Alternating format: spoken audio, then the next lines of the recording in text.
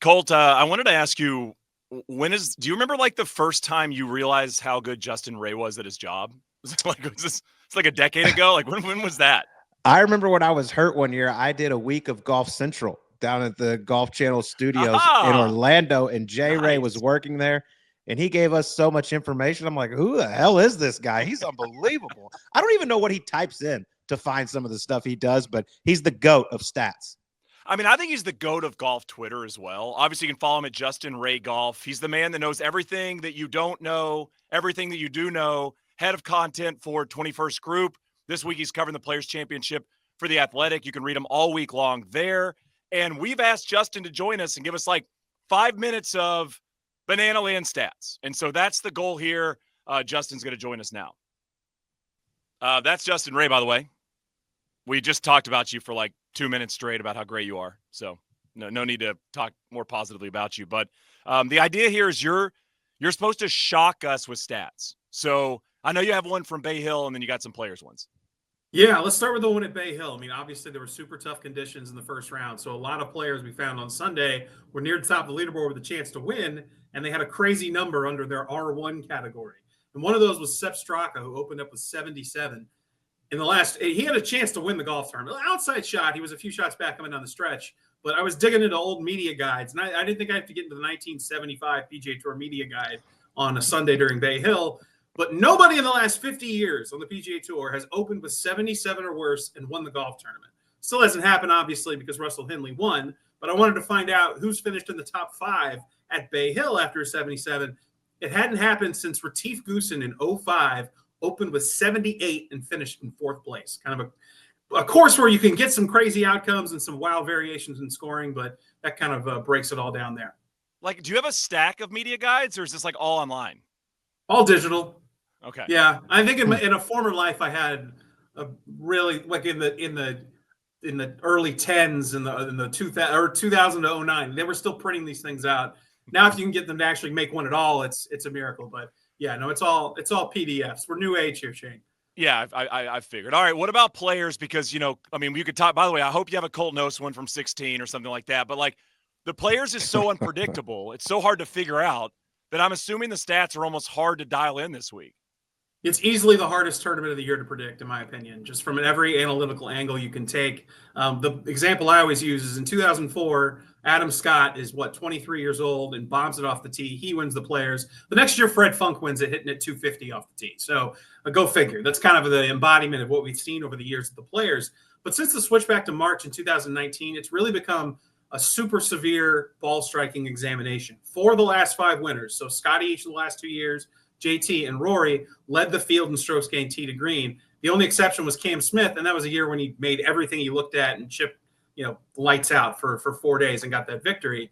Almost 44% of winner strokes gained in that span have come from approach shots. Compare that to every other event on the PGA Tour in that span, it's 34%. 10% doesn't sound like a lot, but that is a big swing when it comes to the PGA Tour average and what we see at TPC Sawgrass. But like you said, this is a brutally difficult one to predict. I mean, Colt, does that make you rethink or kind of reevaluate who you think has a chance this week at all? No, not really. I mean, I agree. I think it's the hardest tournament to predict. Like I said earlier, the golf course is just so diabolical. Obviously, it's a guy that's not going to fake it around TPC Sawgrass. You have to be on your game if you want to win here. And I do agree with March, with it being a little softer. I think the best ball strikers do have a little more of advantage than they did in May, where there was a lot more testing your short game out when it was firm and fast. And the brilliance of the design is just evident year after year. Even just look at 2019 when Rory McIlroy won and Jim Furyk finished runner-up. You can find all different ways to gain strokes on the field. There's all different ways to do it. You really have to be sharp throughout your bag in order to have a chance.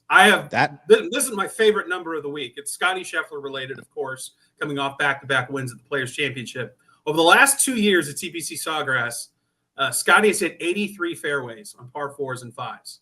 He has gone on to make bogey 3 times after hitting the fairway.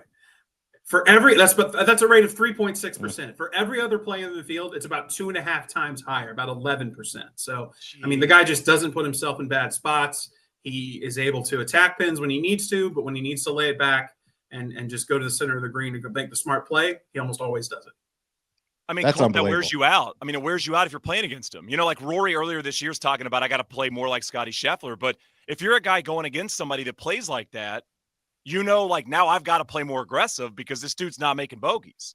Yeah, he doesn't. If he's putts are rolling in, you feel like you got to hit the gas, and invariably you're going to make a mistake. You're going to, like Colin did on the back nine. Like obviously Scheffler didn't win, but like he did last week at Bay Hill, and that's going to happen. That is wild. Yeah, I mean, Scottie Scheffler, just watching him play, I mean, he plots his way around the golf course, and he never deviates from his game plan. And he is just, like you said, he's so disciplined, and that's what is so important on this golf course. Justin, by the way, I know you're the stat guy, but Colt and I did take the Rory quote from Sunday, and we did dive into the stats. Both Bay Hill and the Players are both in Florida. So we've got that one off the board for you. We talked about that earlier on the show, but do you have anything else for us? I'll do one more, and this is kind of like looking towards the rest of the season. It's a guy who's grabbed a lot of headlines, won earlier in the year, but he's kind of had an up and down season so far because he battled a sickness out on the West Coast, and that's Ludvig. He made his debut in both the Players and the Masters in 2024 and finished in the top 8 in both. The last player to finish in the top 8 in the same year, making both his Players and Masters debut, was Jordan Spieth in 2014. What did he do the next year? Pretty good. So I think that once Ludvig has got all that straightened out, his health is there. Obviously, his talent, his game is just extraordinary. I might like him at here next month at Augusta National. We'll see. I mean, in this week as well. Colt, I feel like Scottie has overshadowed Ludvig in a way. You know, for what he's been able to do in the Justin, year and a half as a pro, 2 years as a pro. Like, yeah, since Scottie, we're not as shocked as we should be. No, I mean, and look, just since his first pro start, the 2023 Canadian Open, highest birdie averages on tour. Scottie won, Ludvig right on his tail, number 2. Yeah, it's crazy. Yeah, except Scottie won 9 times last year, and Ludvig's now won twice in his career.